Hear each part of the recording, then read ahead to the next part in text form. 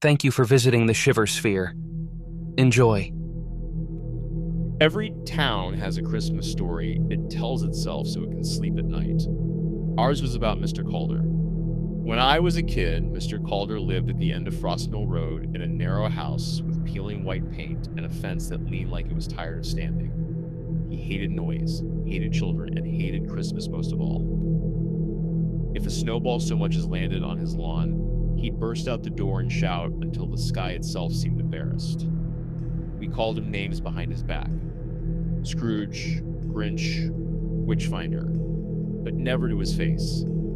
He had eyes like frozen nails and a voice that sounded sharpened. Then, the winter I turned 23, something changed.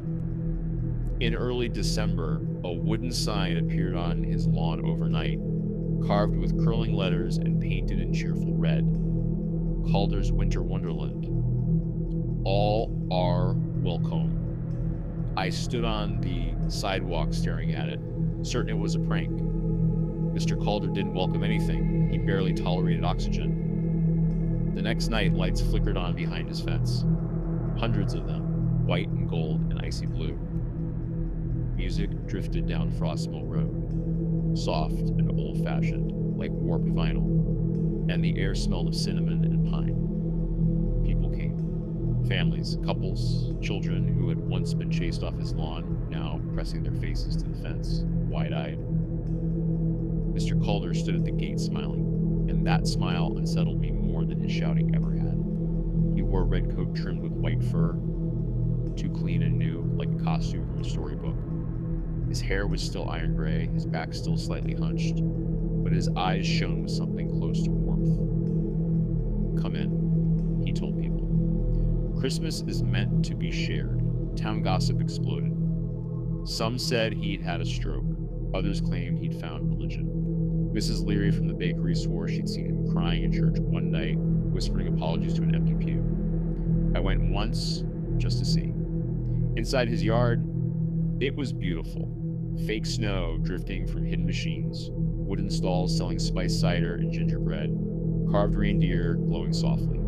Children laughed without fear. Mr. Calder handed me a cup himself. "For the chill," he said gently. I didn't drink it. Maybe instinct. Maybe the way his fingers lingered on the rim a second too long. By Christmas Eve, Winter Wonderland was the heart of the town. People went every night, some staying late long after the music faded. Mr. Calder said he liked company, that silence had been his greatest mistake. Then people started going missing. At first, it was small things.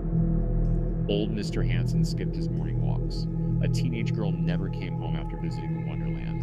A married couple's car sat untouched in their driveway, frost sealing the door shut. The police said it was coincidence. Holiday travel, runaways. But I noticed something else. Every missing person had last been seen at Winter Wonderland, and every one of them had spoken about how kind Mr. Calder was, how generous, how changed. I went back one final time on Christmas night. The yard was quieter, the music slower and warped, the lights dim as if struggling to stay awake. Mr. Calder greeted me with that same gentle smile. "You came back," he said. I was hoping. When I asked what was in the drinks, he chuckled and said it was nothing unusual, just something to help people rest. I followed him into the house, where the warmth hit me like a wall, thick and sweet. In the kitchen, rows of identical mugs sat drying, and unlabeled bottles filled with cloudy liquid lined the counter. "People think I changed overnight," he said, stirring a pot, then looked at me with a softened smile. But they'd been telling me their troubles for weeks. He spoke calmly, listing them. Mr. Hanson's sleepless nights, the girl who cried in his yard about never being heard, the couple who hated each other quietly but stayed together for silence's sake. They all asked for peace, he said. I only listened. My stomach turned as he explained he had once poisoned himself with bitterness, but Christmas had taught him that peace, permanent peace, was the greatest gift. The basement door stood open. Inside were coats, shoes, and scarves folded neatly like offerings, and beneath them dark stains on the concrete floor. They don't feel a thing, he said softly. Most fall asleep listening to the music. When I told him he was killing them, he corrected me gently, saying he was helping them stop hurting, just as he had. He stepped closer and lifted a mug. "Have a drink," he said. "You look tired." I ran. The Wonderland burned down that night. An electrical fire, they said. Faulty wiring in an old house. Mr. Calder was never found, and neither were the missing townspeople. I told the police everything. They listened. The neighbors nodded, and the town whispered, but there was no proof. No bodies, no bottles, only ash and melted lights. My story became another rumor. One people believed quietly, the way they believe in cursed roads or bad luck. Something acknowledged in low voices and then set aside. Every year since, Frost Mill Road stays dark in December. No lights, no music. But sometimes, late at night, when the air smells like cinnamon and pine, I swear I hear a soft, warped carol drifting through the snow. I keep my mouth closed because Christmas in our town is still about peace. And some people will do anything to give it to you.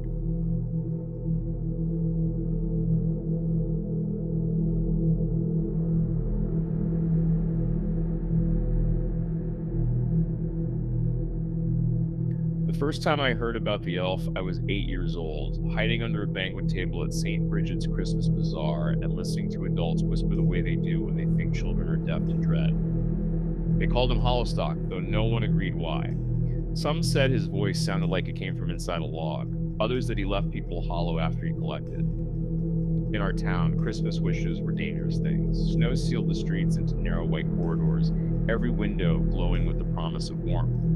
That was how Hollowstock liked it. He only came when the town was at its most hopeful. I didn't believe in him until the year my mother made a wish. Ma worked 2 jobs and still hummed carols while scrubbing the diner floor after closing. On Christmas Eve, when I was 16, the pipes froze, the landlord threatened eviction, and my little brother coughed blood into a napkin that bloomed red like a poinsettia.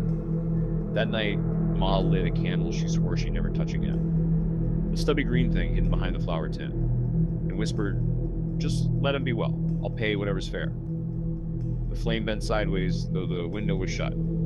They say Hollowstock doesn't knock. He arrives as if he's always been there, perched where light fails to reach.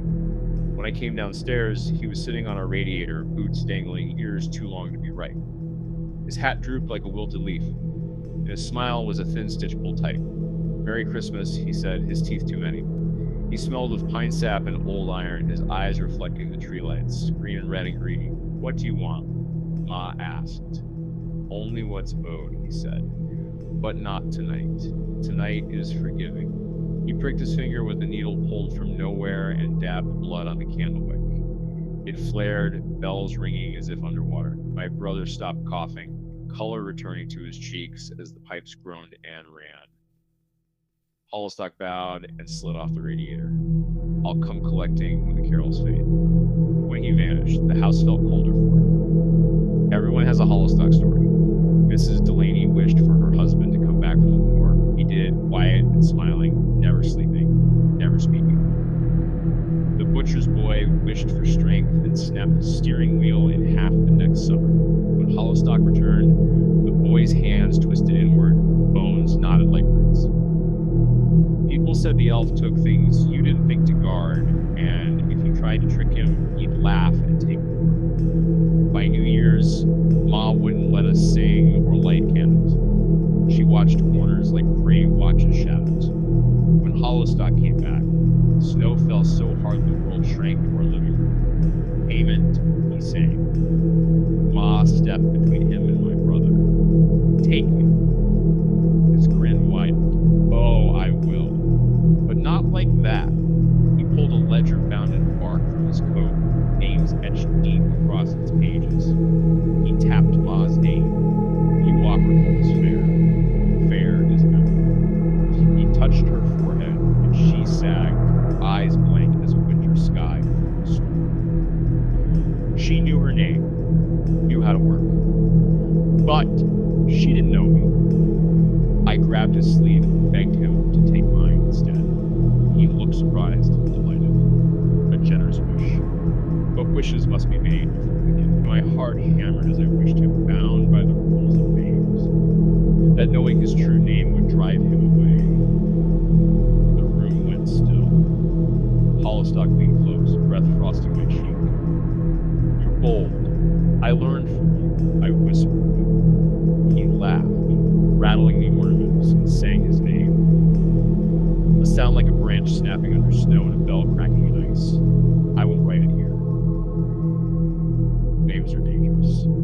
The lights burst, the tree blackened, and Hollistock screamed as if the house itself were fighting him from tearing free in the storm. I collapsed, memories rushing back like a broken dam. We spent that Christmas holding each other in the dark.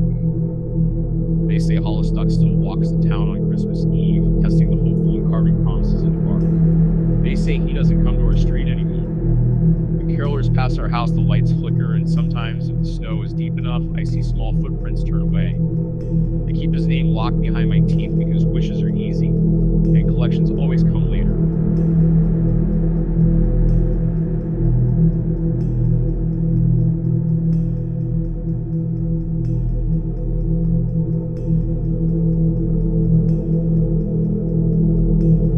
Thank you for watching. Please make sure to like, comment, and subscribe to the channel.